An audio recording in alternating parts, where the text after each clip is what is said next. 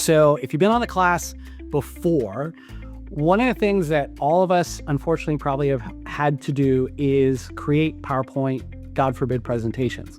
Or it'd be better if somebody else is doing those presentations. So what I've done is every single class, I've used a new AI tool to create the presentation. And I just put in what we're going to go and see what comes out.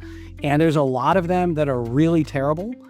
So this one, though, is an interesting update. So everybody probably has a ChatGPT account, so not too hard from that perspective. But there's a new integration that ChatGPT and Canva connected together. So all you need is a even free Canva account. So if you've never gone to Canva, just go to canva.com and you can set up a new account in no time. There's nothing else to it. You just set up a new account on Canva. Now, what ChatGPT was able to do was connect you prompting to Canva. So what does that mean? So if you kind of know what your presentation idea is, you can literally prompt it and it'll do it for you. So again, as an example, let's just assume nobody here knows how to use the connectors here. So I'm going to disconnect this and we're going to go through the process. So if you don't have this already, we'll go through it later. Check out Comet Browser.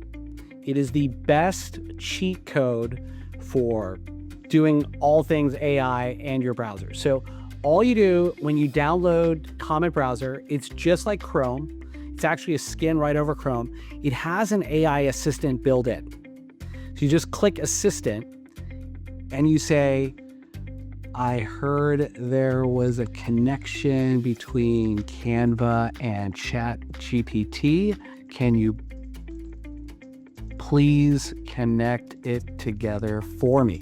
So like most of you, I don't have time all day and night to go check out what the latest technical way to set up something is. So what I like to do is I use Comet Browser to do the work for me. So for whatever reason, it went over to my Canva tab that I just opened. Do this action in ChatGPT only through connecting the two apps. All right, let's see if it works this time. Okay, so you see where it's highlighting and pulsing blue on the screen?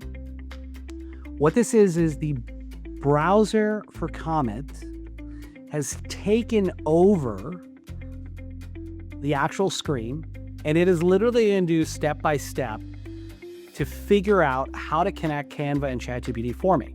So like you, if there's a new thing that I talked about or a new thing that you're learning and you don't know how to do it, the great thing with Comet Browser, it'll figure it out for you. So it's owned by Perplexity. Because it has control, you have to be very careful, right? Do not allow it to have admin access and you just walk away, you just do some crazy prompt. It will literally do the worst things that you could possibly imagine. But in this case, if you don't know how to do something, say you never have done a connector, say you've never connected Canva and ChatGPT, say you've never used Canva or ChatGPT, it will literally do all the work for you. It'll do the reasoning. Look, it's clicking the button, it authorized it for me, and it's going to connect the two tools together. And there it is. It says it's now connected. I didn't have to do any work other than say, I just want to connect these two apps together. So what does it say? It says now you can create and manage presentations and generate it. Okay. So what I did is I have a folder here and all I did is I created a prompt. Okay. Now my prompt looks really nice. Why does it look really nice? Remember, if you go to hiveresearch.com, this is where I put all the content for every class and all the videos in it. One of the things you've got to use is this how-to guide, how to build an expert prompt. There is a tool that OpenAI published called a prompt optimizer. So if you're like, again, I don't know anything about how to create great prompts, you can just open up the prompt optimizer. You can log in with your account information. I won't go through it right now, but it'll literally help you draft your prompt. But if you don't know how to do that, you can again use Comet Browser to build a prompt for you. So it's your LLM assistant buddy that's with you through the whole process. Because if you don't know how to do something, not only will it do it for you, it can help you with the process of actually crafting the right prompt, making sure it's the best up to date. So all we did is I put in all the stuff we're going to talk about today into the prompt, and I'm going to fast forward down here. You can do this yourself. Again, you just need the Canva app in ChatGPT, and it'll connect it automatically. And then it created the whole presentation for me, okay? So that's all I did is I created a prompt. I said, slide 1, I want this. Slide 2, we're going to cover these things. And it's going to it created the entire presentation. And this is what I created. Like I said, I have not edited anything. I just did the prompt, and I want to show you the output. So each of the classes, like I said, we've tried these different tools. Some are terrible. Like I used one yesterday. Rithka, what was the name of the app that we tried to do the prompt with? Prezi is just god awful. Please never use that app to vibe code a presentation. It's so bad. So let's just go through the class. It just went through. I could flip through each one of the different. So it didn't look like it came up with a lot of colors and images. Had some pretty good formatting there. It's kind of plain. It's clean design, but it's not very exciting. Okay, so maybe we'll give it like a B or a C. Again, I just did a basic prompt. I didn't do anything too fancy with it, and it created this presentation. It probably took about 10 minutes, 5 to 10 minutes to create the prompt, set it all up, and do the whole presentation.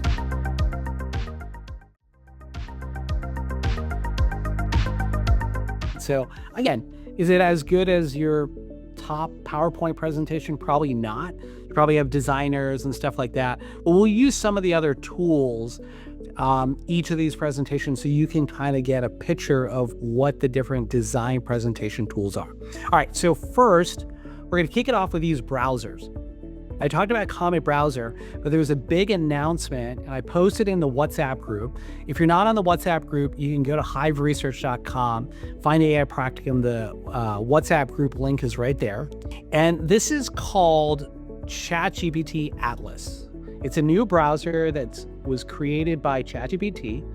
As you can see, it'll open up just like a regular browser, and you can prompt.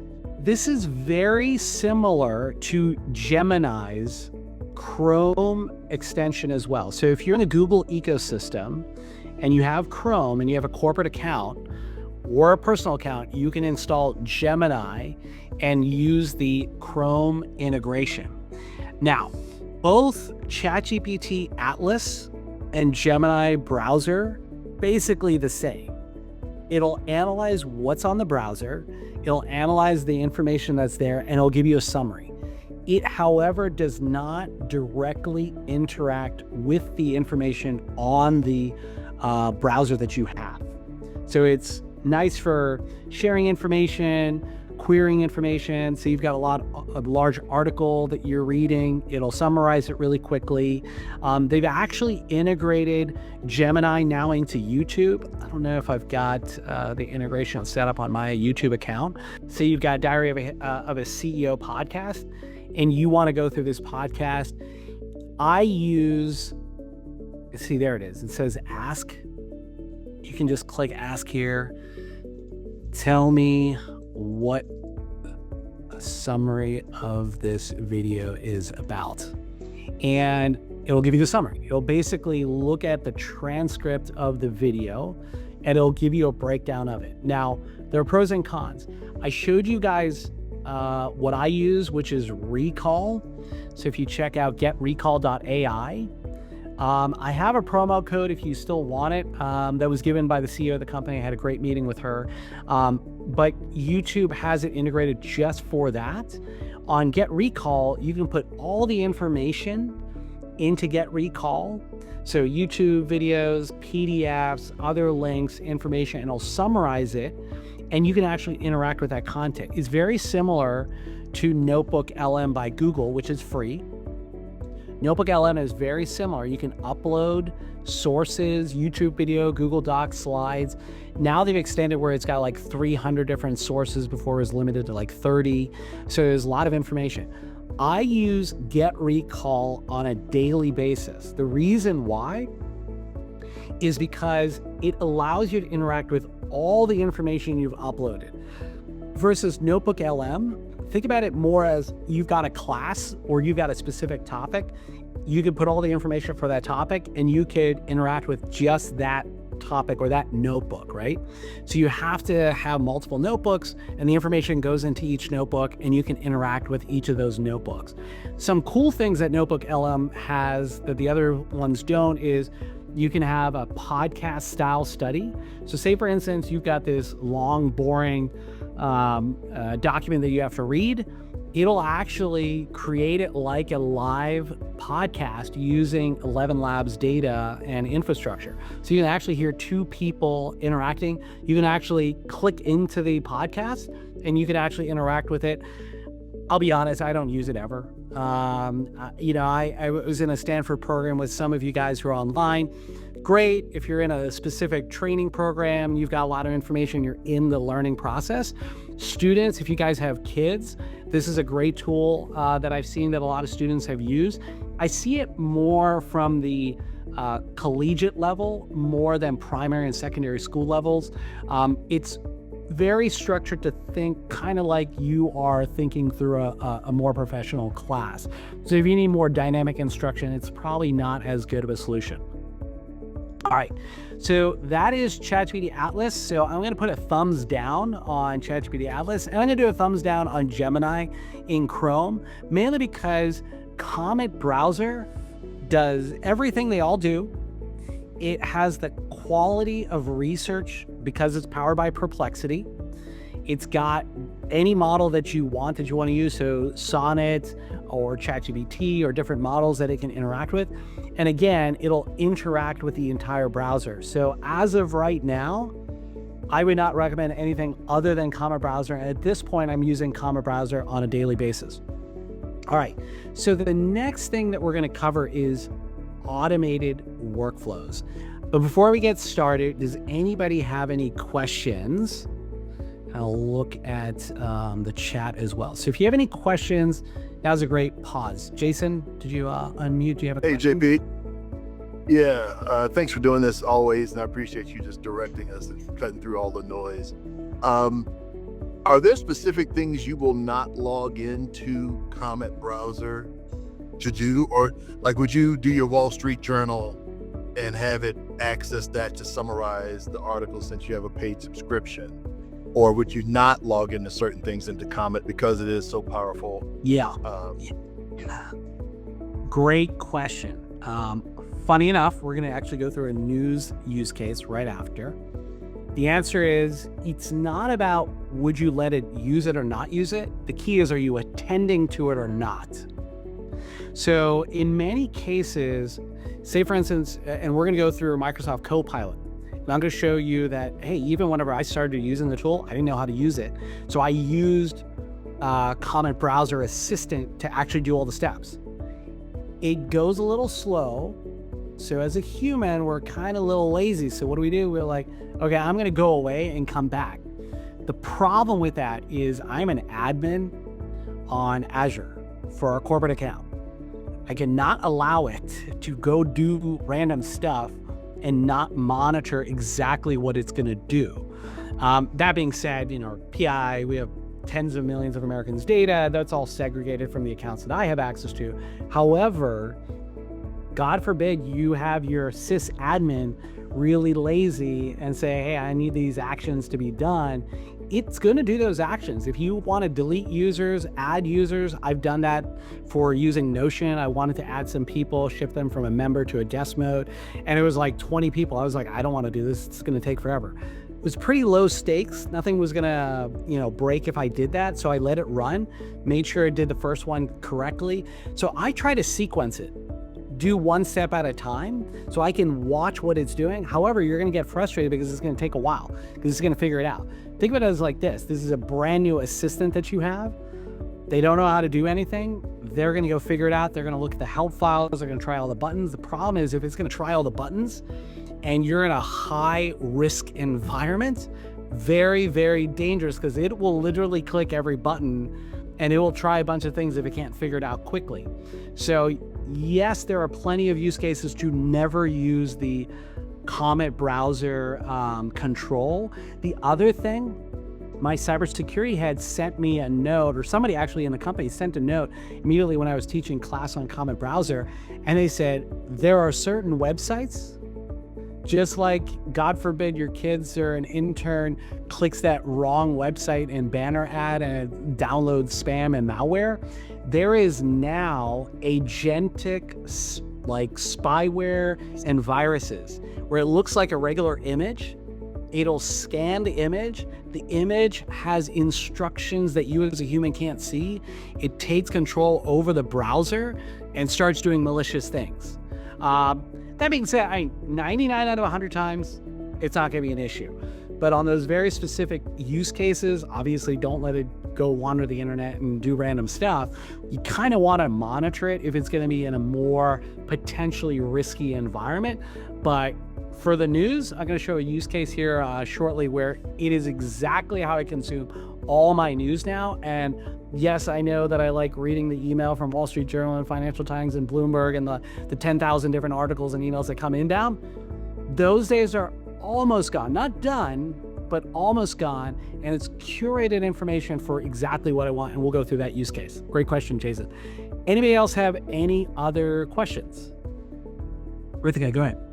Yes, quick note. So on Comet browser, you actually have an ad-free experience. They have a really, really solid ad-free ad blocker built into the browser. So if you currently pay for YouTube Premium, like I used to, and you happen to be using Comet, you'll notice that YouTube won't present with any ads. You'll be seeing a much, much limited advertising experience on the entire browser. In addition to that, they're rolling out a bunch of new partnerships. So the first one that I end up using quite a bit, I know someone just alluded to security.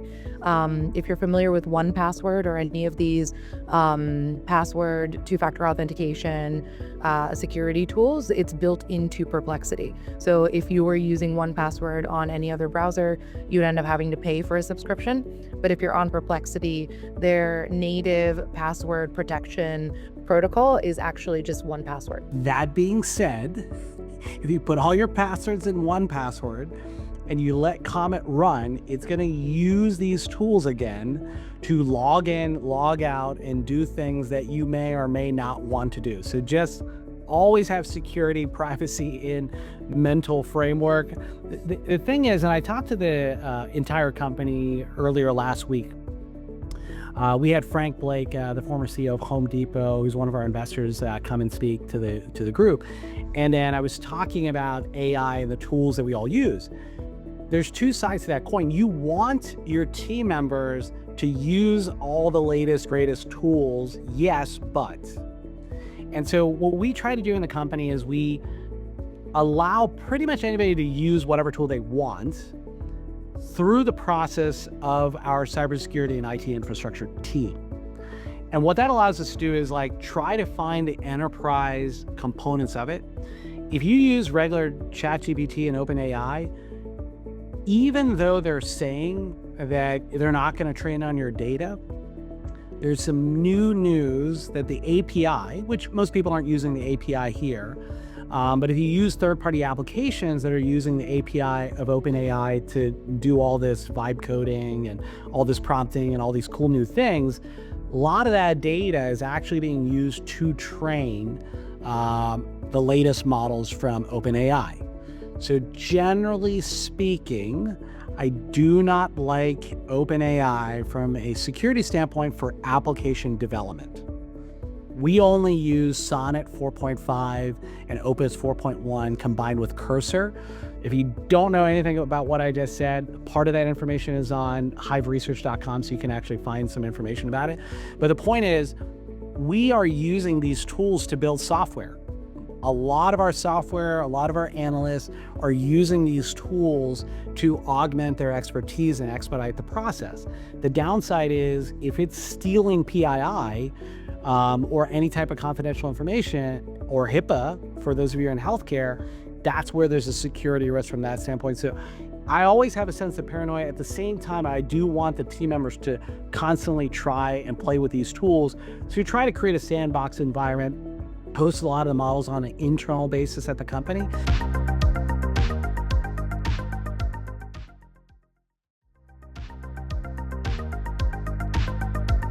But again, one great question that came up via email is most of the organizations that you're going to be in may not be AI minded, meaning they're not going to try the new toys. They just want to do things the same way as before. There's only there's a couple solutions that I proposed. One, interns are already primed for this. If you got young talent coming out of school and you don't have an internship program, they are so easy at implementing at almost a intermediate to expert level in no time at all. I have had interns come in, have never used any of these tools. I said, this is the outcome I want. I've heard that this tool can do it. And in no time, they're able to figure it out. So it's just that, their malleable mindset. Now, the rest of the organization, there is a pro and con. We talked about my legal bill going down by 90% because we're doing a lot of the drafting inside before we send it out to the attorneys. But at the same time, I'm not an attorney. The endpoints, I'm still using attorneys, I'm still using accountants, I'm still using auditors, I'm using experts at the endpoint. But instead of having it sourced out to the paralegal or junior attorney, because I've got 90% of the work done, I'm sending it to the top attorneys. We're using dramatically less time, but I'm getting their level of expertise at the higher rate because it's going to be a lot cheaper now that I don't have to do all the basic boilerplate development of contracts, even going through the patent process. I think I told many of you I went through this process. So I wrote a patent in April, took about a month and a half. It should have taken 2.5 years to do that patent. When I worked with the law firm to build out the patent, they communicated to me that they were using an AI to understand my patent and work with it to build out the patent filing. And when they were sending me back and forth responses, I had my own patent AI agent to understand all of their nonsense, to try to disseminate it from a simple business perspective so that I could go back and forth with them and have some kind of understanding. It was awesome. Instead of taking the first 2 patents, it probably took about 1.5 years to finish the patent and then get it filed. It took probably another 6 to 12 months to work with the patent attorneys, make sure everything good to go. April was when I had the idea this year. It was done last month. For those of you who've gone through a patent process, this is about 100 plus pages of patent documentation. 16 dependent claims, and I think like 4 independent claims. For those of you who are attorneys, you guys probably know it better than me. It was a pretty extensive document. To be able to do all of that, there's absolutely no way that I would have been able to do it without AI. It's just physically impossible to do that. On the flip side, I've heard a lot of people start outsourcing their brain and decision-making to the AI. I was just teaching at Georgia Tech, like I said, last week, Monday. And when I was teaching a class, there's an MIT study that came out where students and kids and people who are using the AI to do the reasoning, brain activity has gone down over 40%. I'm publishing an article about this and kind of all these different components. But if you start outsourcing your brain reasoning skills to the AI, brain activity is actually going on. You're literally getting dumber. And it may not be as big of a deal to you, but it really is a big deal for the next generation coming in, where all they're doing is using these tools to make a lot of these decisions. This sounds unconnected to also Jason's question, but I actually think it's the same. If you're not watching what these tools are doing and you're outsourcing the way that it's doing out to the tool without really good quality controls and instructions, it can absolutely wreak havoc. All right, we'll go to the next topic, automated workflows. All right, so all of us do a whole bunch of sequence of habits. And if you haven't read that book, Power of Habit or Atomic Habits, it's a really great book. But there's a whole bunch of sequence and routines in this process. One of the things that we do is we build these habits and routines, but we don't really think about them. One of the things I've been doing with a couple of our new employees, and even for myself, is I'm documenting. You remember all that god-awful SOPs, all those standard operating protocols? Well, those SOPs now can be translated into automated workflows, which can be step-by-step instructions to automate your life. There's a great company called ServiceNow. I think it's 200 billion market cap. Don't quote me exactly, but they've built all of that on automated workflows. Now integrating that process with AI tools, it becomes a lot easier. So Jason asked a question about Wall Street Journal. Coincidentally, I have the Wall Street Journal up here. I also have the Financial Times up here. I also have Bloomberg up here. And there are so many articles that are going on, and nobody has the time to read all these. God forbid you're on TV trying to watch the news and not have a heart attack at the same time. So with all this information, you actually only want to know about your stuff most important. And maybe if you had free time on the weekend or whatever, you're going to go read the rest of the articles and there might be some one interesting thing. Well, in Comet Browser, they now have tasks, which are automated workflows. So if you click this whole section where it says Open Background Assistance, you're going to see account settings, and in account settings, it says tasks. So tasks are just reoccurring things that you need to get done every day. So this is a very simple task that I did, where I said schedule task, instructions, analyze today's news from my accounts, ft.com, Bloomberg, and Wall Street Journal. These are paid accounts that I have on the topics of direct lending, private credit, non-prime lending. So I'm in a non-prime consumer space, I run a private credit fund, and I want to know if there's anything that's going on every single day across all these major news sources. You can add in other news sources if you want, whatever it is you want to use. And it's running now every single day at 5:30 in the morning. It sends it in the Perplexity app, which I have on my phone, sends an email and sends a mobile message. And you can actually select which model that you want to do. Either at this point, just the research model works for me. You could do the search model, either way is fine. Then what you can do is you can make a shortcut for this task. So you can reference it anytime that you want, and it's under shortcuts. So what I did is if I go on and I type /news, it's going to run those instructions. So I'll show you how it works. So again, you've got your Wall Street Journal up. It's right on the front page. You're logged in. It's key that you have to be logged into these paid accounts if you wanted to actually do the analysis. Got my Financial Times, I'm logged in there, and I've got Bloomberg. So I'm going to click Assistant, and I'm just going to type /news, click Enter. It's going to analyze all the news from every one of those papers, compile it and streamline it in exactly the format that I need to get me exactly the news that I'm interested in. So we've got an article on Aries. You just click it at that point and it's just going to pop up. BDCs, U.S. insurance, auto, non-prime lending, payment in kind. So it goes through, it organized it by the different newspaper, created the headlines, did a summary for me, step by step. So yes, I know you want to read every single article in all these news sources, but I don't have that time, and most of you don't have that time either. So I could make those instructions probably a lot more comprehensive, but I wanted to kind of show you a quick example. Now, every day, it searches all those sources, sends me that information. I also use Grok to create tasks. Reason why I use Grok, I've put it inside the Hive Research website.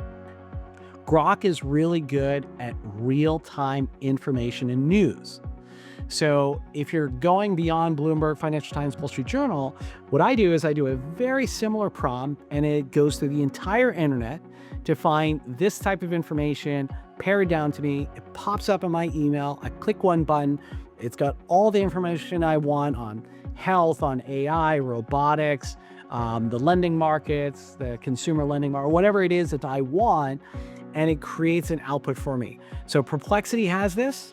You can set it up in Comet Browser, so it does it for you for these paid accounts. The downside of the other tools like Grok and some of these other automated task workflows is that if it's behind a username and password, it will not be able to access it. But because Perplexity is in the browser, it's able to control it, scan all the articles, and tell you information. I could even do one right now. What are the top news items across all the news sources? Bloomberg, WSJ, that is breaking news. So obviously you wouldn't really need to do that because it's on the front page of every one of these sites. But instead of searching 3 different websites, you can consolidate it into one. You could also say, consolidate all these into rank order by priority and a link with a quick summary. So depending on how you want to consume information, you could have it give a summary. Rest in peace, Dick Cheney, 84. But it also shows you the links for each one of those articles. Looking at fraud here, Norway oil fund, and it's going to come up. If I don't give it really good instructions, it's not going to really give a good output. But the point is that instead of now going through all these emails, all these websites, all these different places, I've been able to consolidate it by going through and creating an automated workflow, in this case, using Comet Browser.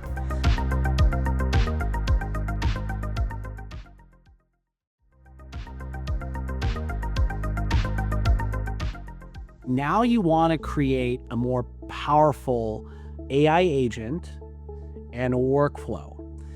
This is where several of you emailed me about, hey, I'm in the Microsoft ecosystem. My company doesn't allow me to use other tools. I would love to use Dust. I would love to use all these other apps that you've shown me, but my company doesn't allow me to do that. Can you show me what does Microsoft have?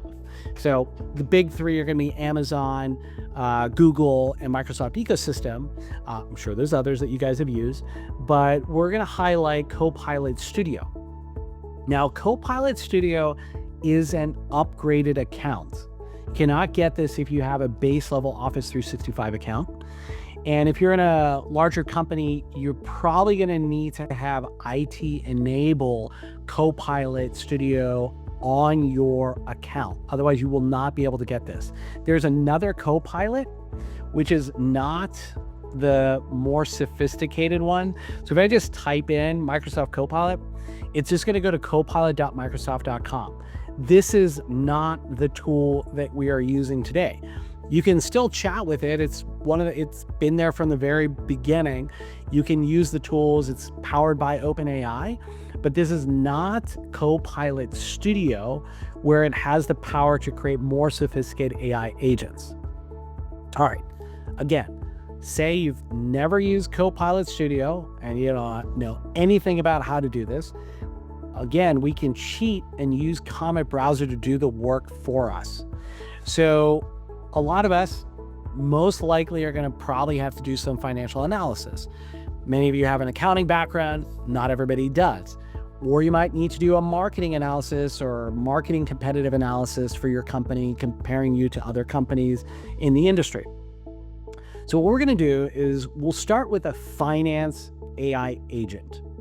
So I'm going to make it pretty generic just because we don't have to go specific within everybody's industries, but I'm going to tell my assistant in Comet Browser, help me create a new AI agent that can help me analyze the financial statements that my CFO sends me monthly.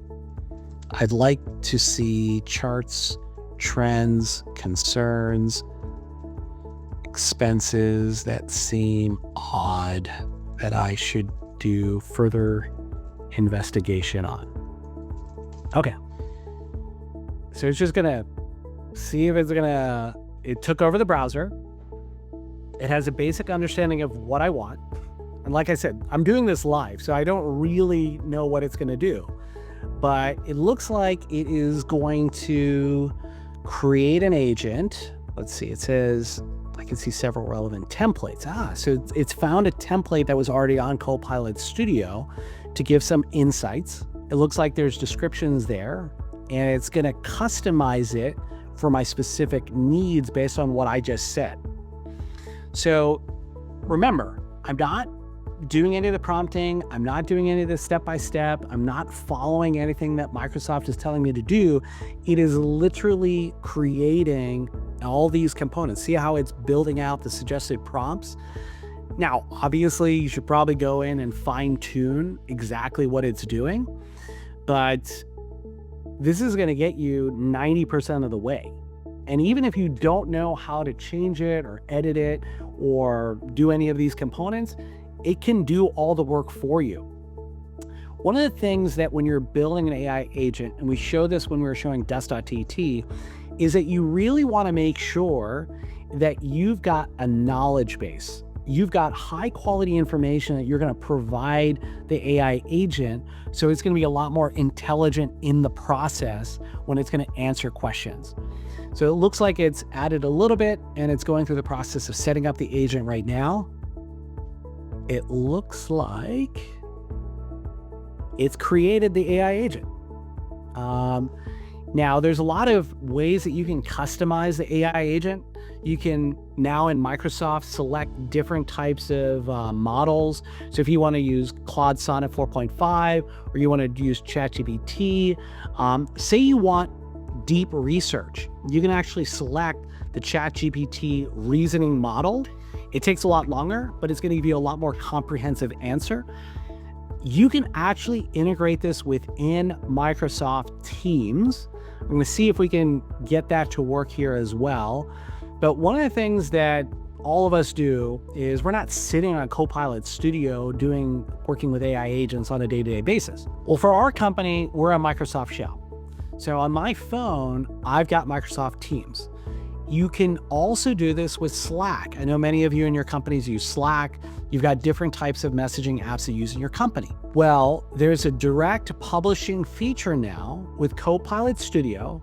So once you create the AI agent, it'll literally pop up on your phone on Teams, and I can start chatting with that AI agent in my normal workflow. So instead of me spending all this extra time to like go to another app, go to my browser, type in a message and stuff like that, in certain cases that might make sense. I'm gonna pause this guy here because I'm not gonna add in this tool right now that it's trying to add. We'll just keep going from there. So instead of trying to change your workflow or you need to get it from your desktop or your laptop, I don't have the time to do that. I'm just going to go on my phone. It's created an AI agent and I can start chatting with it right then and there. I do use Dust.tt on my phone as well. In fact, I actually prefer Dust.tt right now over Copilot Studio.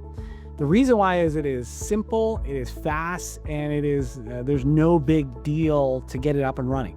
Downside, it's not as well integrated, and for many of you, you won't be able to use it if you're in a larger organization because of compliance and IT security.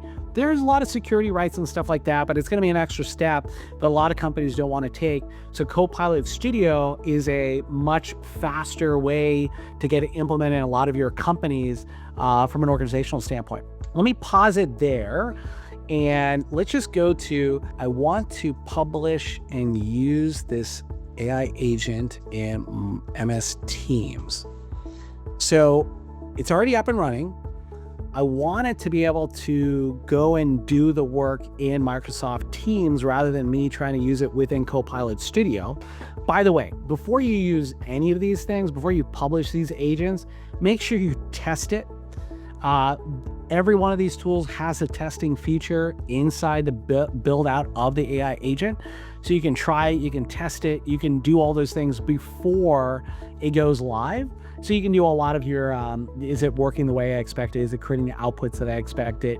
And again, if you don't know what's the best way to do it, use Comet Browser to do the work for you. If you're like, hey, I don't want it, I'm in healthcare, I need to be HIPAA compliant, make sure not to send any information about, identities of information of people.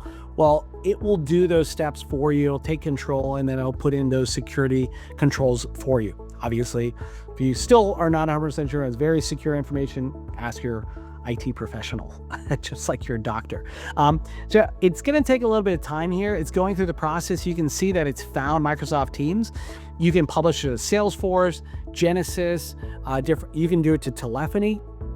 You can actually now publish it where you can have a phone call with your AI agent. We're going to go through a quick demo with Rithika on this. I think we did it last time as well, but these agents and these tools are getting to the point where it's pretty easy to publish it. So let me close this pane. You can see it says Microsoft Teams Copilot. You can publish it on WhatsApp. You can publish it Twilio, which is for texting, Facebook, your own website. And then once you've got it on Microsoft Teams and you've published it, let me say add this channel. It's going to turn on the connection to Microsoft Teams. And then it says see agent in Teams. Let me copy this to see from a security standpoint here. Hold on. Let's see if I can, let me pull this out here just a second.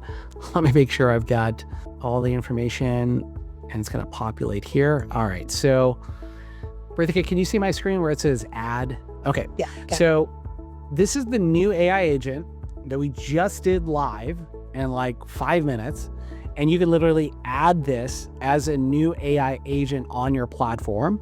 Now, I will say, having published a few AI agents on Copilot, it has broken a few times. I don't like things that don't work perfectly the first time. You guys probably get as frustrated as I do when things don't work the way that they say they're going to work. Microsoft really doesn't care about you, but companies that are a little bit smaller, like Dust, we looked at Dust.tt before, we looked at Lindy. These are smaller companies or mid-sized enterprises. They're going to be really focused on making sure the UI, UX, and the experience is pretty easy. I'm still in the process of adding this AI agent right now. With Dust, I mean, it is like instantaneous. So again, yes, you're in the Microsoft ecosystem, you're kind of stuck with what you get, and you don't have a choice, but let's see, can you see my screen? It says CFO Financial Advisor. Okay, so it's published it. This is in my Microsoft Teams. I'm in the browser version, but literally if I pull up my phone right now, it'll work. So if I say, tell me what are your capabilities? Let's see if it, oh, okay, it answered. Let's see, delete before publishing. AI generated content may be incorrect. Please make sure information is accurate about financial decisions. Okay, great. So we're gonna use this AI agent a little bit later in the demonstration, but that was just we took about less than 10 minutes to create the AI agent, use Comet Browser. Yes, I know I'm biased because this is what I do for a living. I play with all these tools, so maybe it's a little bit quicker than you would, but generally speaking, many of you may be saying, hey, I don't have the time. I've got so many other things to do. I'm telling you, it's not as difficult and as time intensive as you think. I do think a little bit of practice makes perfect, but again, cheat with Comet Browser. Don't try to learn all these tools. There's too many. They're coming out too quickly to try to learn everything. So use the ability to be able to use Comet Browser to figure it out. I'm just going to do a quick look on my cell phone here to see if it was able to populate, and it has. I'm gonna stop sharing and I'm gonna show you right on my, I don't know if you can see that, right on the top, this is my Teams app. It literally populated the conversation that I just had and the output that it had. That's pretty exciting to me, just from a workflow standpoint on a daily basis. I'm not going to be in all these tools. I don't have time to get on desktop and laptop all the time. It's great if you do, but being able to create an AI agent, quickly integrate it with your workflow. Yes, there's probably approvals from a security standpoint if there's going to be PII or other type of financial information you got in there. But as a leader in your organization, enabling these types of tools, I think is very, very powerful. All right, what questions do you guys have on using Copilot Studio? Any questions? Yes. Hi, this is Nitesh. I have a question. So, I like what you shared about the making a AI agent for financial information. What other common use cases do you suggest that we could look into? All right, that is a great question. for 5 years as a backdrop, I was an adjunct at Georgia Tech. I taught entrepreneurship for engineers.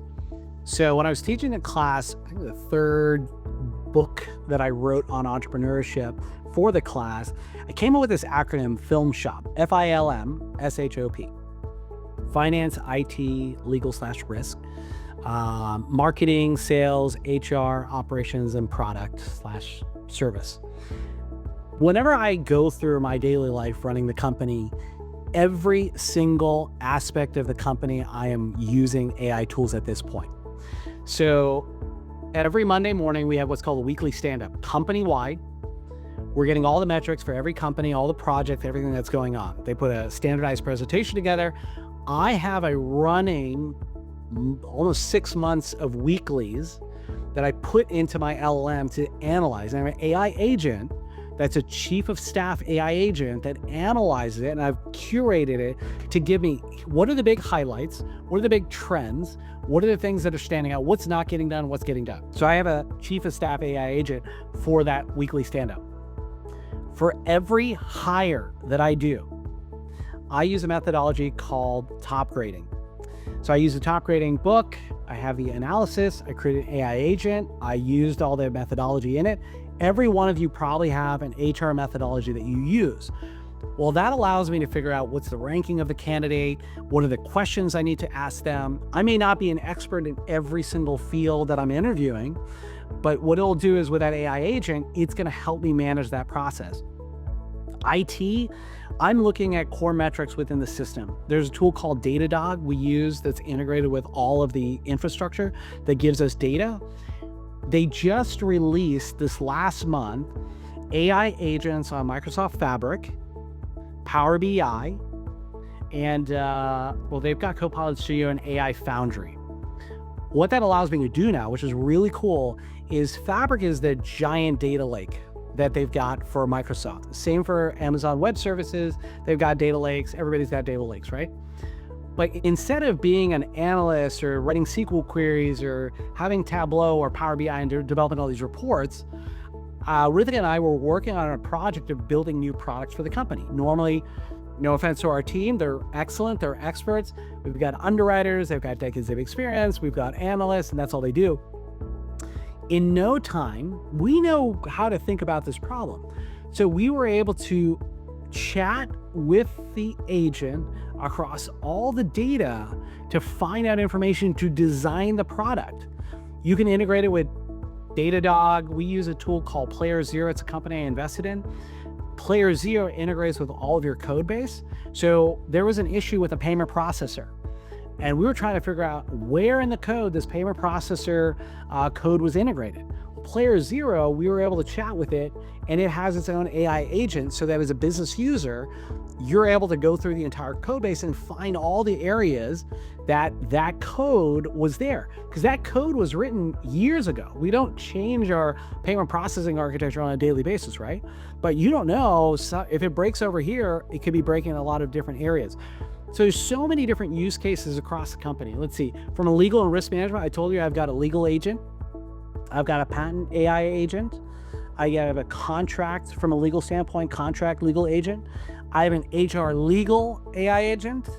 So, if you've got, end customer complaints or you've got an HR policy, we have an Ask Hive AI agent. So all of the HR stuff, all of those SharePoints and all those wikis and all those documents that no one reads, we created Ask Hive.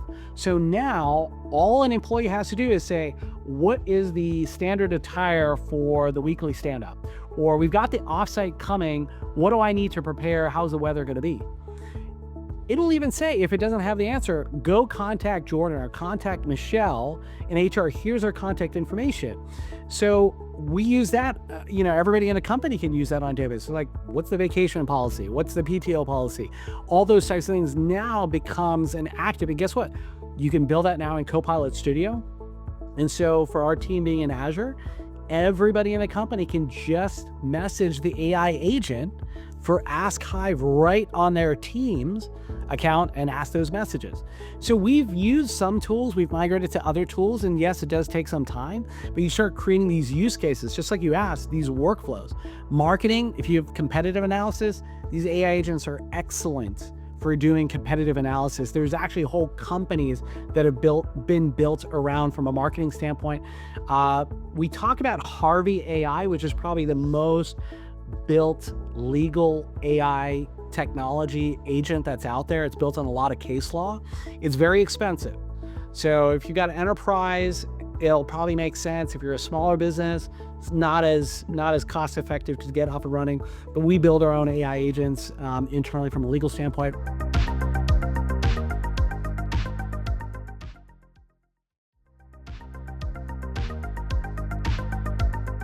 Sales. Ritika, let's skip ahead.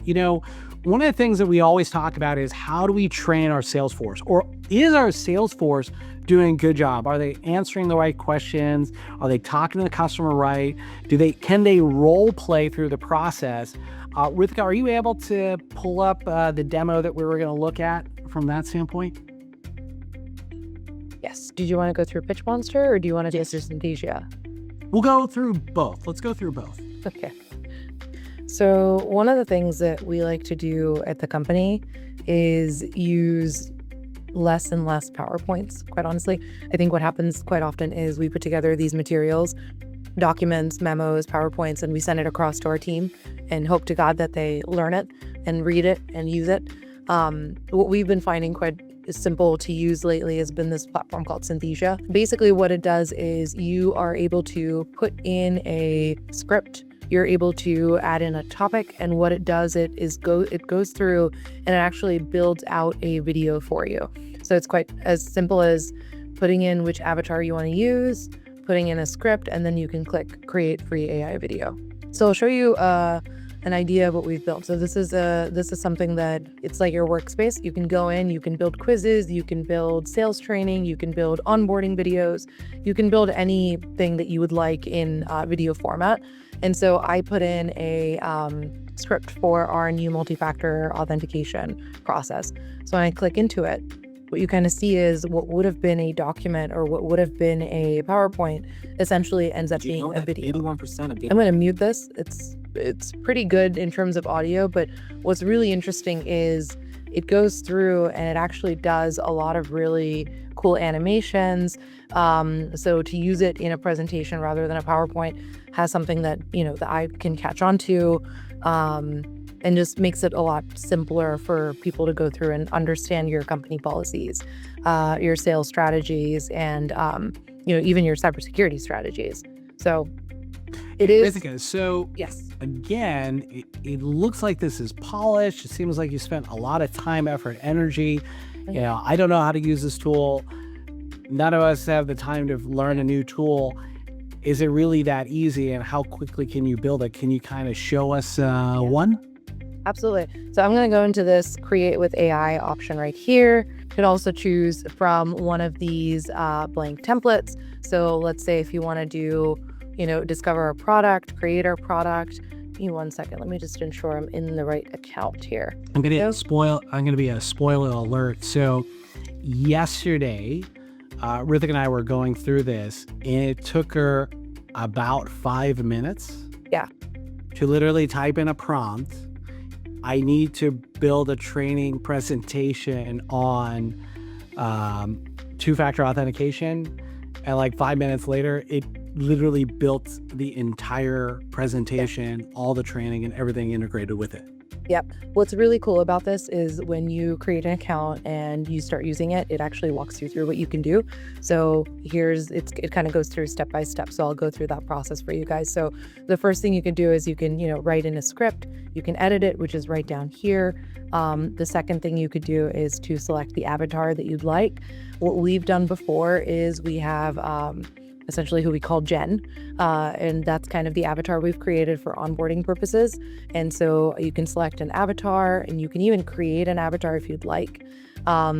What's really interesting is you can actually go through and take a picture of yourself and create an avatar of yourself if you'd like. So if your HR person or your salesperson wants to create their own avatar, they could.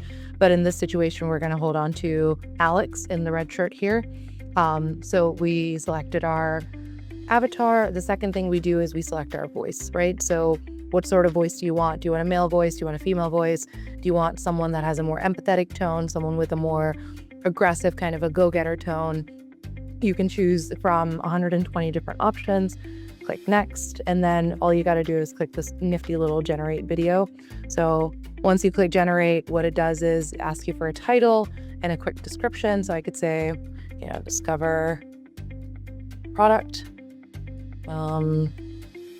talk through our MFA product, right?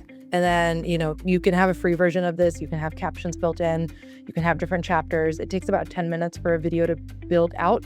And as soon as you click generate, it goes into this generating mode, basically says, good job. You'll get an email when you have the video ready to go. And in about 10 minutes, you get an email that goes in, and you can open it up and you can start playing it. The cool thing about this is you can actually translate it into, I believe they support about 45 different languages. So if you have a large team like we do, we have team members all around the world. Most recently, we actually hired a lot of interns in Nepal. So if I wanted to translate this into their language, I totally could.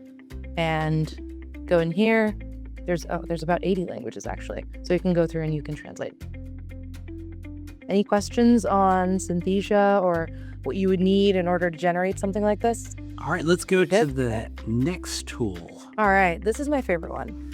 And this is also by far the one that I use the most. It's called usemotion.com. What you're seeing on screen that kind of looks like a nightmare, as I'm sure all of your calendars also look. This is my calendar for the week. My EA manages it, and I'm going to walk you through some of the most basic features first before I get into the cool stuff. So if I go into settings here, if you notice, I've got multiple calendars. I'm sure everybody on this meeting right now has a lot of different calendars across different time zones. What's cool about Motion is it merges everything into one calendar. It has a nifty little app for Android and iOS that you could use. I can go into auto scheduling, give it some rules in terms of how I wanted to schedule, how much break I want between tasks. If there's any sort of defaults, if I want to add a task for myself, like maybe I need to go and do some training or I need to go read a memo, I can add in a task as well. So basically you have all of these different settings that you have that you can configure. The cool part about it, however, is the AI chat function. So what I can do is I could essentially go through and ask it to draft a meeting agenda, ask it to create a personalized plan. Essentially what you're doing is you're talking with your calendar. Something that we were testing yesterday was its ability to go through and do time and cost analysis across different team members that you work with. So here, what I'd essentially asked it was a very simple question of calculate the total number of meetings that I have with JP. And it went through, it pulled up all the meetings that I had with him in the last 30 days.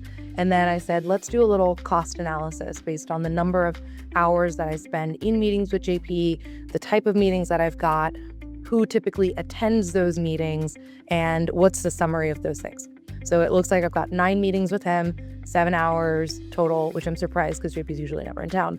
But it looks like I've spent quite a bit of time in meetings with JP, and then I've asked it to compare it with another team member of ours who manages technology here, whose name is Hansen. So I'm going to scroll up and I'm going to show you a meeting report with Hansen. So I just went through and I said, what are all the meetings I've had with Hansen? Check all my calendars and events. So it came through all of the meetings, nifty little summary of everything that I'm working with him on. And then I asked it, who do I meet with the most based on the last 30 days? Now I want to see across all of my team members, how many hours. And then I said, create a table with all the top 10 people and then calculate it at an hourly rate. I just threw out a number and it gave me a very neat little snapshot of who I meet with the most. Anjul, here's my EA, hence the shorter bursts but longer frequency of meetings, and then the hourly value as well. So it's a really cool way of looking at who you're spending the most amount of your time with, which team member might need the most amount of handholding, and where your time is actually going. Something else that I use it for is to ask it, what should I work on next? Sometimes I feel like I've got so many things going on, and it kind of breaks out based on my calendars and tasks what I'm focusing on in the coming days. Any questions on Motion or how you can set it up? It's a really, really nifty tool for being able to merge everything. And I think it's only about like maybe $30 a month, something like that. Any questions that I can help answer with setup for Motion or how to use it? All right, then the last thing I'll walk through real quick on here is I'm gonna go back here to, let's go. It does actually manage some tasks for you. So you can add in tasks and it'll fit it in between your calendar. If you guys have ever heard about time blocking, it's really good for that as well. If I go back to calendar here, you can replace your booking links. So if any of you guys use Calendly, included with Motion is the ability to create a new booking link that you can deploy across different tools. So it really does merge a bunch of different calendar time management functions into one so that you don't have to, go across multiple calendars. Fantastic. All right. I think it's super important that you kind of see that it's one thing to be like, hey, here's the cool new tool to check out. It's another thing to be like, hey, this is how we're doing day to day and the actual productivity coming from it. And I think that's important. I think the questions you guys have asked earlier is like, it's one thing to like waste all your time doing all these things. Another thing to be like, how can I actually save time, increase productivity, and do a lot less of the stuff that I don't want to do in the process.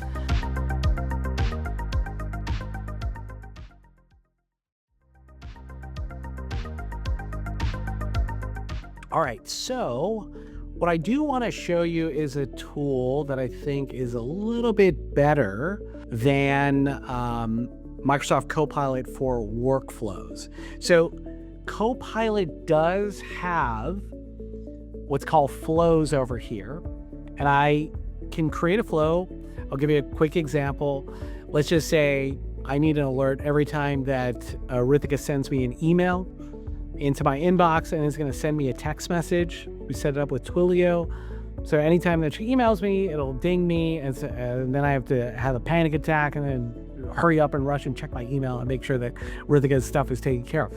It could be a workflow. Maybe your boss, or you're probably the boss if you have a boss or a board of directors or something that might be important. The bigger thing is like, do you know the workflows that you have? I will tell you the dumbest thing about Copilot Studio Flows. As you can see on the left side here, it says AI agents. And right here it says flows. For whatever stupid reason, Microsoft has not integrated the AI agents that you create with the workflows that are right there. I'm sure it's on their pipeline. I don't know why they would put this all in the same place. I literally spent way too many hours trying to figure this out. Again, things should not take hours. Things should take seconds to minutes to try to figure it out. That being said, Zapier, which is at this point an empire, they were in the business of connecting applications together. Well, the benefit of being in that business is when AI came about, the ability to create AI agents and then being able to connect all these applications together, which is thousands and thousands of applications, made it super easy to connect the dots. And many of you probably have used Zapier, or your company uses Zapier. So I created a quick workflow. Now, there's a couple things with this. Let's go to the home page. You can now just prompt the creation of a new workflow. Now, Microsoft actually has this same tool. So if you are in the process of creating a new flow, I'll save the draft here, you can do the same thing. On top of it, what did I always say is the cheat code? Use Copilot or use a Comet Assistant to be able to help do the work for you. So if you don't know what's the right prompt, how to do the work, how to use the tool, use Comet Browser to be the cheat code in this process. So if you go to Agent Flows in Copilot Studio and you create a new agent flow, you can use the tool. where is it? Right here to actually describe how you want to create the flow. So if I said, I want to get a report on all my email and summarize it, it's going to go through the process and actually create that for you. Same like in Zapier. If you do the same prompt with Zapier and build it with Copilot, it's going to do that workflow for you. Now, on the surface, both these tools look pretty identical. In this case, it actually didn't do anything, so I don't know what's going on there. Let's see. I'm gonna cheat here and say, set up a flow on agent flows in Copilot where I want to get a report on my emails, summarize it. I think that's the way I use Comet the most, JP, is that if I'm on a website and I can't find a setting, or if I just don't want to go look for something, I typically just ask Comet to, hey, go find where I can unsubscribe from this. Sometimes websites make it particularly tricky to cancel a subscription or something like that.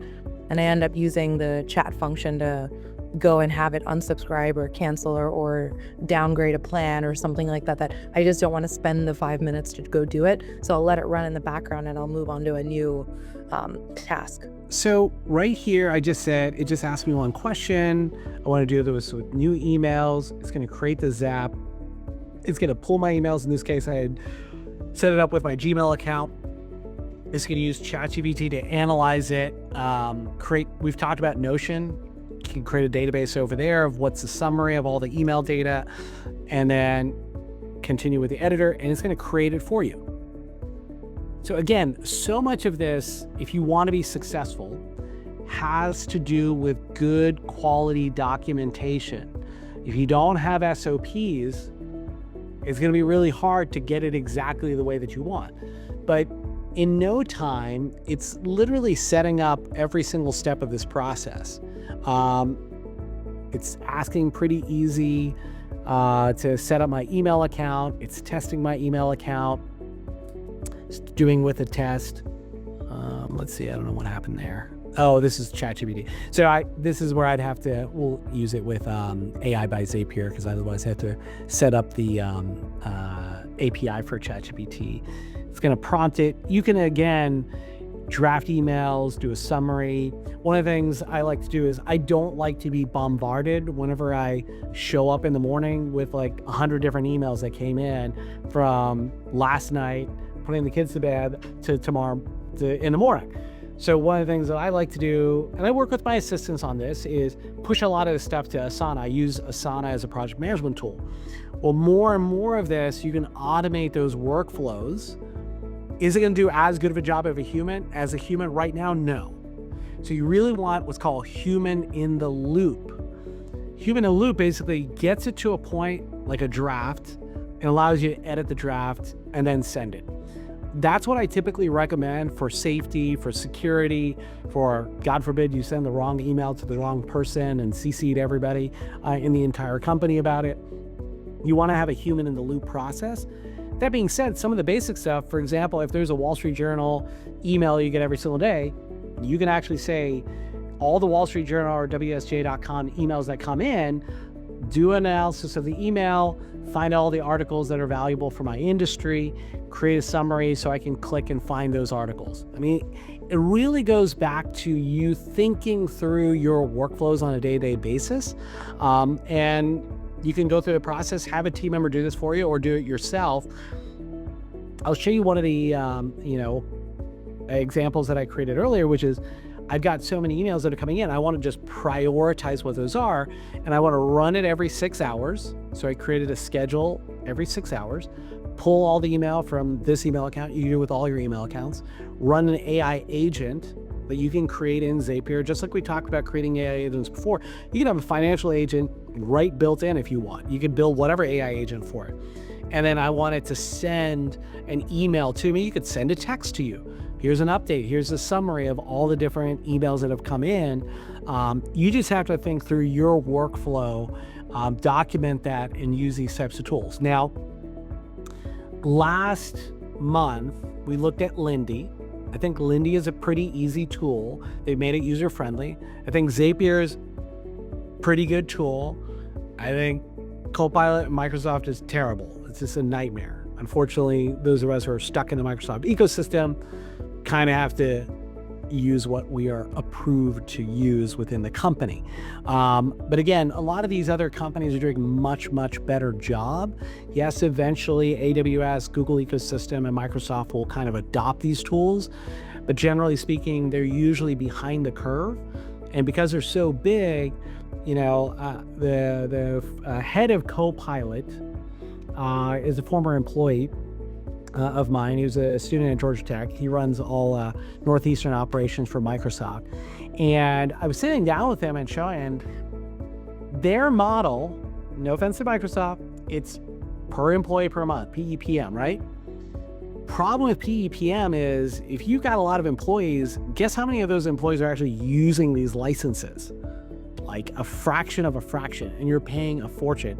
I was looking at one account, it was like 100,000 licenses are being used. And I just asked a dumb question. I was like, so how many people are actually using it? Well, he said 10,000 have logged in. I said, no. I said, how many people are using this on a daily basis? It took him a few minutes. I think we've got it down to like 200 people in the company were using the tool more than like 5-10 minutes, something like that. Don't quote me on that, and don't tell Microsoft on it. The point is that most of these tools sound fantastic, and you want to get everybody in the company using it. And yes, you put the security protocols and stuff like that. I think that's solving the problem backwards. I think what you need to do is figure out what the problem is first, figure out how to solve it with whatever's the best tools, then build the workflows and the team members to that. I think a lot of companies are, again, having and being forced to do the shiny object, just like those of us who had to deal with ERPs, and when the internet was coming, we had to train on all these things. It's the same thing with AI, but you're going to spend a fortune as a leader in the company with a whole bunch of people who are not using the tool. So make sure that the use cases are actually useful. Am I building workflows on a daily basis? No. But I've got a team member, like Ritika said, that we hired in Nepal. I think she might be on the call, going through documenting the workflows, seeing how we do it on a daily basis. Some of the parts can be done by AI and workflows. Some of them cannot. So it's really about how you integrate that process within your day-to-day activities at the company. Pause there. Any questions? Because we're getting close to the end. What tools are you actually using on a day-to-day basis? Like, it's become a part of your routine. Yeah, I mean, I think that we've talked about this a few times. Common browser every day, get recall every single day. I'm using dust.tt with AI agents every single day. I forecast that within the next month or two, as we start publishing AI agents within Microsoft Teams, that myself and the company will start migrating the use of daily AI agents on Microsoft Teams and that ecosystem. I think those are probably like the every single day. I do the news summaries every single day. It's able to give me a quick email, pop up in the morning. I set it that it's going to come in the morning to kind of go through that. Mike has a question. What is the best tool to use for creating lease abstracts with real estate commercial leases? It's a great question. Each of the models are trained on specific stuff. Even though they say, you know, it's trained on the entire internet. One of the things that I've done, I'll share my screen here. If you go to hiveresearch.com AI Labs, one of the things that I did was try to do a comparison of each of the different models. So let me see if I can get it here. One is there's the different tools. So just so you know, if you go to all AI tools, the stuff that I use, and I'll have to update this for the new tools that we're using today. These are tools that I'm using daily. Oh, there's another one. I use voice memo and convert it using an AI agent on Dust all the time. So when I'm in meetings and I need to record the meeting and take notes and stuff like that, I'm going to use voice memo. You could also use Whisper. It'll do it real time. And I think God forbid everybody, I don't know how many AI agents are on this meeting right now, but a lot of these tools can be valuable to summarize all the details. Think about it. I think we went through 20 different applications. We try to do demos of every single one of them. And yes, I know how to use them, but you're not using it on a daily basis. So yeah, using those types of tools, like I said, use the YouTube link that we're going to publish after the class is done, pull it down into Get Recall. Now, as far as models are concerned, what are the best models that you can use for legal? The two models that are the best trained on legal is going to be ChatGPT 5 Pro and now Sonnet 4.5. It has Opus 4.1 here. There's a little bit old. I need to update this, but they are specifically trained on a lot of legal contracts. That being said, it is better to create a legal AI agent for your commercial leases. Why? What you can do is you can give it examples of really good quality. You can find best-in-class lease agreement structures and contracts, and you can then train the model on that. I'm going to give a quick example. So one of the things that ChatGPT just integrated with is one of my favorite research companies, Parallel.ai. We use this in one of the previous classes. So Parallel AI is the most powerful and top ranked research tool, period, right now. So what does that mean? So whenever you're doing research on the internet, you could use ChatGPT 5, you could click Pro, you could go in here and click Deep Research, and it will do some pretty good research. However, Parallel.ai is a tool that is now integrated with Claude and with ChatGPT through what's called MCP protocol. So let me see if I can show you an example. So I'm in the process of finishing up a book, and I wanted to show you guys an example of research that I was doing. So just like before, I would use the assistant and I would say, connect my Parallel AI account with Claude. I like Claude as well for legal, by the way. It's really good with language. So what I did is I said, analyze the table of contents. This is the book that I'm writing, and research about the book using Parallel.ai to build out the content of the book. So ask me a bunch of questions, do chapter by chapter. And then what it's going to do is it actually integrates with, let me see if I can find the exact integration for research. It sounds a little, it looks a little complicated, but it'll do the work for you. So if you look in here, search tools, I've integrated Parallel.ai with Claude. Again, if you don't know how to do that, let Comet Browser do the work for you. And then whenever you say, what type of research can you do with my Parallel.ai MCP integration? I did extended thinking mode. Let me stop that because it'll take a little bit too much time. Let's retry that. Let's see if it can give me a quick output here. What it's going to do is now it's going to test the connection, figure out what the connection can do, and it's going to give me examples of how to do very specific research using Parallel.ai. So what I would do, Mike, is I would use a tool like Parallel.ai, do a research project. So I'll literally do it for you so you can kind of see. I need to build an AI agent to build out lease abstracts with real estate commercial leases. Use Parallel.ai MCP connection to build out the knowledge base for it. By the way, another word for knowledge base from a technical standpoint is called RAG. You can then click into here, and Parallel AI is already enabled on mine. I don't want to do extended thinking and research because it's going to take too long. And it might ask you some questions, especially if you're doing research mode. But then what you can do here, Mike, is it will do all the heavy research for you using Parallel.ai, which, like I said, is the best researching tool out there. And you can't really see it, but the Parallel.ai logo is there. It did this comprehensive analysis to build out the search for you. And it's going to run that Parallel.ai search. So it's going to build out that knowledge base for the AI agent for you. So honestly, this is probably the best way to build it. I would not trust, especially if this is something critical to your business, I would not trust the regular LLM features and functions to do that job. I would build out an AI agent that is specialized with this research to go and do that. It looks like it's this. I did not do extended thinking. I did not do deep research mode, just so I could do it as a demo here really quickly. But it's got the architecture, it's got the components, static knowledge, databases, all the other components. It's going to do all the financial terms, clauses, set up the connection, build a knowledge base.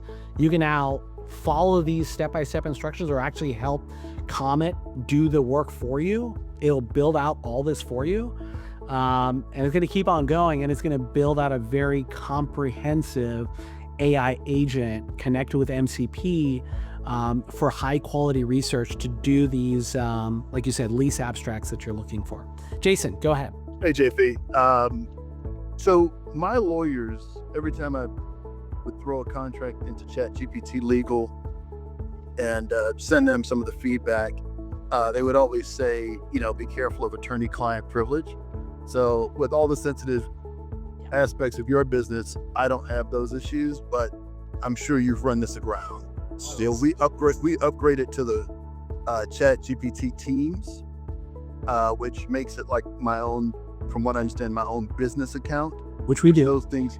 Okay, so those things are supposed to be captured inside of a box that does make it confidential versus just using general ChatGPT. Have you done the same for Claude? Because I know you said you use that for legal. Yeah. So the answer is yes. We have an enterprise account for Claude. And we do, again, it's all about managing the licenses and all these people paying and not using it. The answer is yes. There are more security protocols if you're using enterprise. The same protocols can exist, especially in Claude. I had the opportunity to invest. I know many of you have invested in Anthropic. I think Anthropic is probably the best business class structure of all the LLM models out there. I think that I think it's Demario. I can't remember. Amadio, who's the CEO of the company. He's very business oriented. Safety is a big focus of Claude's models. They've done a really good job of figuring out the hallucinations before everybody. They're the ones who invented and pioneered MCP. So like all the stuff that we're doing, connecting Parallel, connecting Notion, connecting all these, they're the ones that pioneered it. They are by far, if you hear about software as a service disappearing, vibe coding, Replit, all this stuff that we've talked about, Sonnet 4.5 and Opus 4.1, which are Claude's models, there is nobody that competes with them. They are the best in class. I think they've got the best protocols. I think they've got the best ecosystem. I think they've got the best, I'm going to say political views, but I think from a business and security standpoint, they're not trying to solve all things for all people. ChatGPT and OpenAI is. They want to be everything for businesses. They want to be everything for consumers. They wanted to do all the videos and, pictures and all that other stuff. Claude has really, now it's directly integrated with Excel. It's integrated with being able to use CSVs, legal documents, Word documents, all these other components, which actually reminds me, Jason, there is one thing I need to tell everybody. This is the coolest secret of anything that Microsoft could hide. They should not have hid this one. So if you've got Office 365, I'm going to show you right now, and you've got Excel, which God forbid every single one of us uses Excel. There is a secret plugin. You can only use it on the cloud mode. If you click home, there's a section called add-ins. Click add-ins. Of course, it's not going to work for me. and you type in Excel Labs. Okay, this is by Microsoft, so it is an approved internal product. You add Microsoft Labs, and it's gonna pop up an icon. You can now agentically control Excel. Why is that a big deal? I literally, right at the start of class, I ran this. Create a financial statement, fake one, for a company. So it created all the income statement, balance sheet, cash flow. It did this all automatically, okay? Now, again, we all have plenty of spreadsheets that we've got. I'm gonna fast forward all the way down here to my next prompt. Okay, you get a financial statement. Create a set of charts to show trends, analysis, how the company's doing, financial stuff for a non-financial person.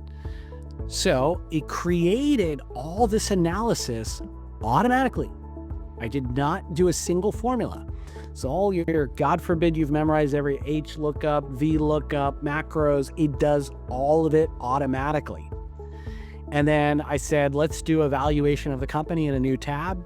Boom, it did the discount rate, did a projection, did the entire analysis, and created a valuation for the company.